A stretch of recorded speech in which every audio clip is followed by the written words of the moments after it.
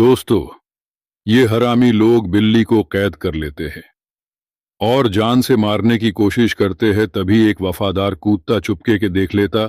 जैसे ही ये लोग सोते हैं, कूदता चुपके से जाता है और बिल्ली की जान बचा लेता है। उसके बाद कूदता कौवे के झुंड में जाता है और हरामी लोगों को सबक सिखाना है। तुम्हारी मदद चाहिए। फिर कौवे जाते हैं और उस हरामी आदमी को नोच डालते हैं। उसके बाद पुलिस आती है और उस हरामी आदमी को गिरफ्तारी कर लेती है। और तो और उस हरामी लड़की की खूब मजाक उड़ाया जाता है। कुत्ते और पंछियों के लिए एक लाइक कर देना।